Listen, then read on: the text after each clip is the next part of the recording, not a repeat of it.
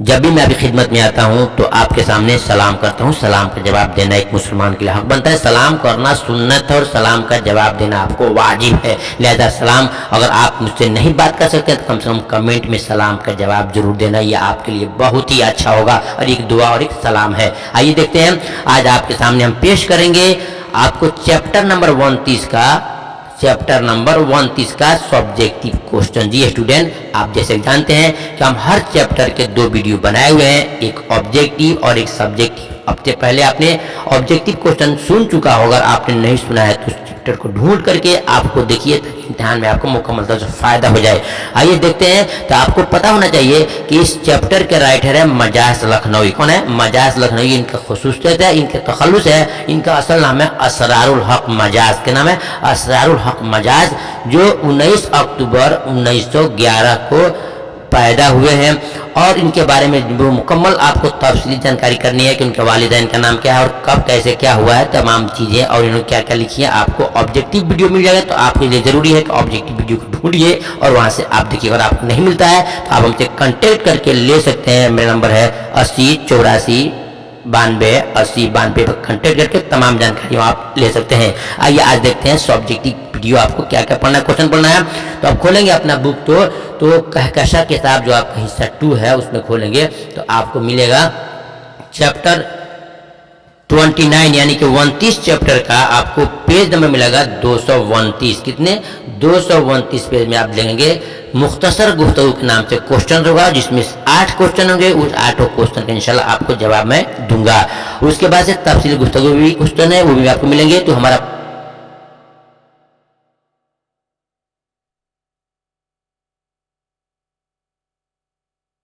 और दूसरी वीडियो में हम बनाते हैं आपको सब्जेक्टिव क्वेश्चन। आइए शुरू करते हैं, देखते हैं। सवाल नंबर 1 में है मुख्तसर गुफ्तगू के, रात हंस हंस कर शायर से क्या कहती है? रात हंस हंस कर शायर से क्या कहती है? ये स्टूडेंट, जवाब में है कि रात हंस हंस कर शायर से ये कहती है कि ऐ दिल के गम पालने वाले और दिल के वहशत वाले, शायर अपने गम और वहशत की कशमकश से बाहर निकलो और उसे निजात हासिल करो।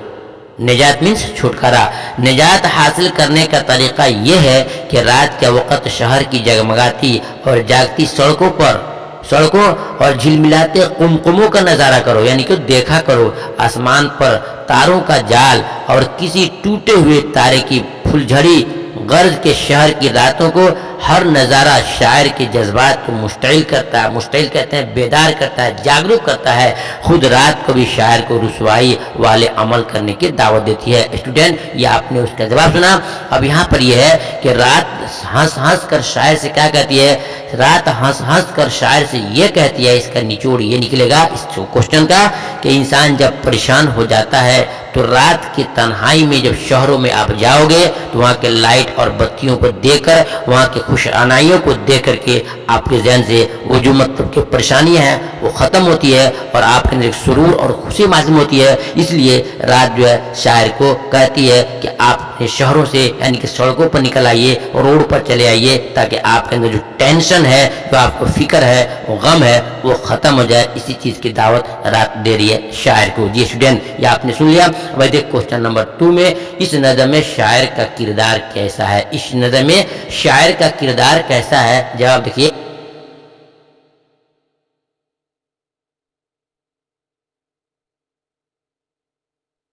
है उसी की कैफियत को इस नज़म के अंदर बयान किया गया है। शायर नामुवाफिक सूरत हाल की गिरफ्त में, इनके पकड़ में है, यानी कि हालात उसके साथ सही नहीं है और अपने गम और अपने वहशत के असबाब पर मुहज इशारे से काम लेता है।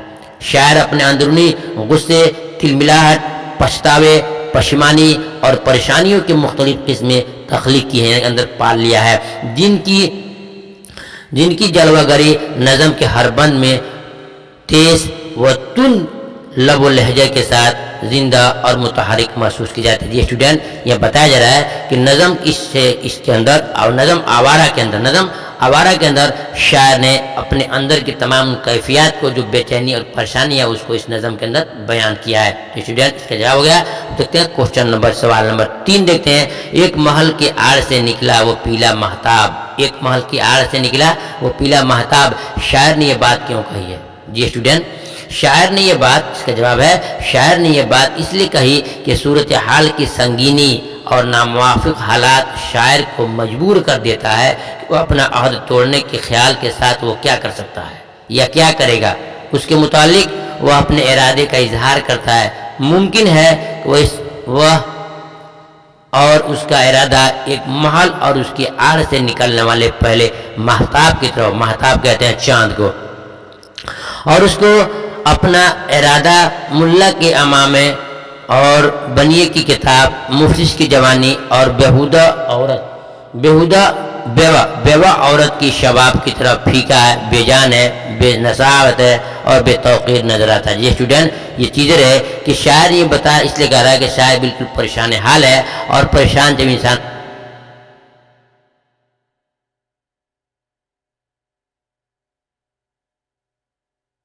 کو ذکر کیا ہے۔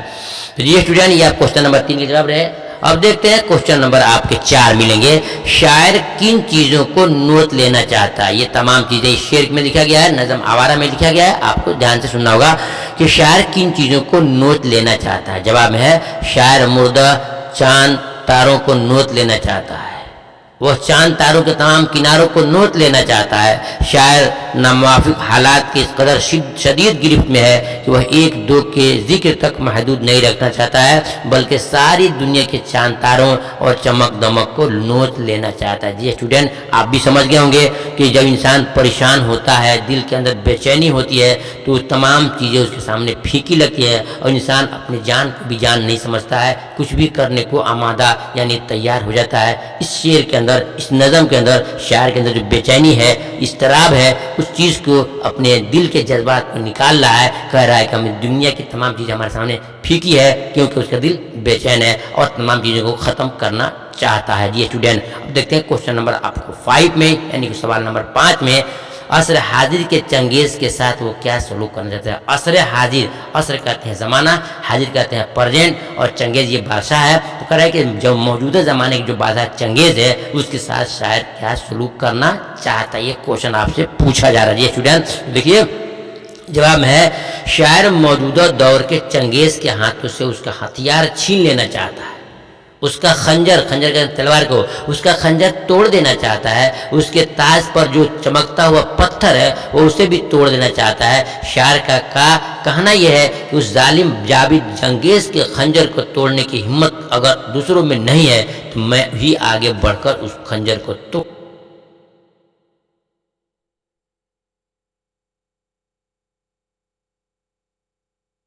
تمام چیزوں کو کرنے کو آمادہ اور تیار ہے۔ یہ اسٹوڈنٹ یہ تمام چیزیں آپ کے نظم آوارہ میں ذکر کیا گیا ہے۔ دیکھتے ہیں سوال نمبر 6، شاعر نے خود کو ناشاد اور ناکام کیوں بتایا؟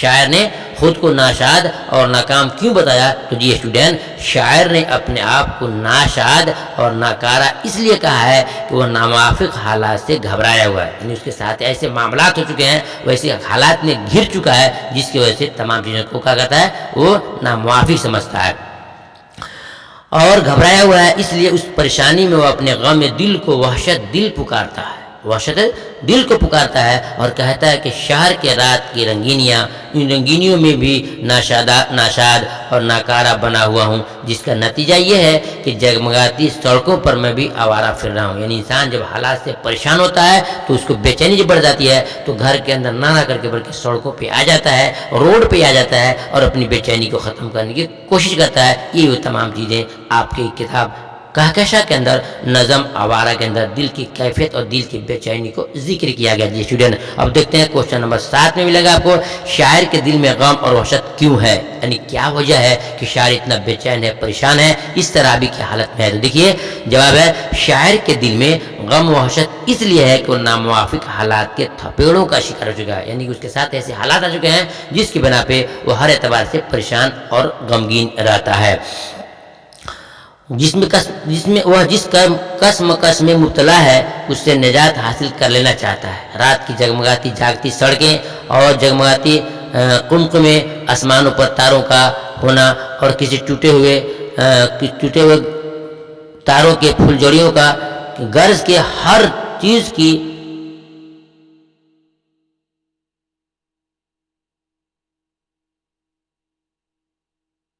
ہو گیا، یعنی کہ شاعر اس طرح اندر سے ٹوٹ چکا ہے اور حالات سے گھر چکا ہے، جس کی بنا پہ اپنی تمام اندرونی کیفیات کو روڈ پہ اور باہر روڈ سڑکوں پہ نکل کے بیان کرنا چاہتا ہے۔ جی اسٹوڈنٹ، دیکھتے ہیں سوال نمبر 8 میں، جو آج کے اس سبجیکٹو کوشچن کے مختصر گفتگو کا آخری کوشچن ہوگا، رات کے وقت شہر کے کیا کیا منظر ہوتے ہیں؟ آپ سے پوچھ سکتا ہے کہ رات میں کیا کیا کیفیت ہوتی ہے، تو آپ کو جواب دینا ہوگا کہ رات کے وقت شہر کے مناظر پر رونق ہوتے ہیں، یعنی کہ خوشگوار ہوتے ہیں، اس کے نظارے کسی شخص کے بھی جذبات کو متاثر کر سکتے ہیں، اور ہر کوئی اپنے دل کی حالت کے مطابق جذباتی رد عمل کا اظہار کر سکتا ہے، یعنی انسان کے اندر جو خواہشات پیدا ہو اس کو وہاں ظاہر کر سکتا ہے۔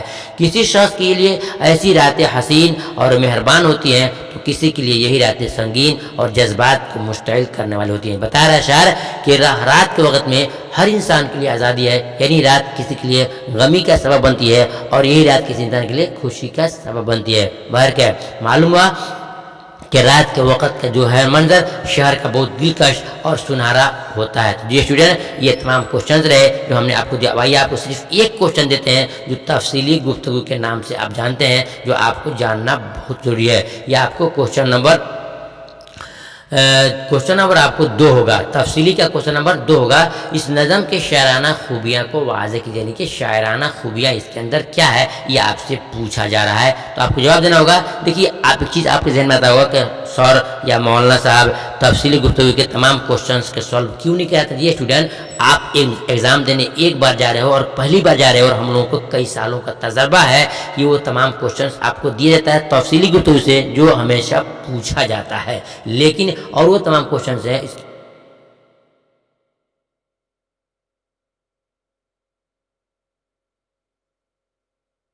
آئیے دیکھتے ہیں۔ اس نظم کے شاعرانہ خوبیاں بیان کیجیے۔ آپ کے کوشچن نمبر یہ 2 ہیں، آپ کے تفصیلی گفتگو سے اور کتاب کہکشاں حصہ 2 سے اور پیج نمبر 229 سے۔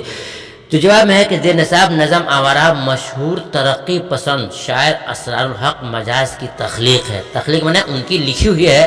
اس نظم میں شاعر نے رنگین راتوں کے مناظر کو پیش کیا ہے۔ رات کے رنگینی کس کے لیے خوشیوں کا، کسی کے لیے خوشیوں کا پیش خیمہ ہے، تو کسی مجبور کے لیے یہی راتیں مصیبت بھی بن جاتی ہے۔ یہ اسٹوڈنٹ، آپ نے سمجھ لیا 2 لفظوں میں کہ یہ راتیں جو ہے کسی کے لیے خوشی کا سبب بھی بنتی ہے، اور یہی راتیں کسی کے لیے غم اور مصیبت کی سبب بن جاتی ہے۔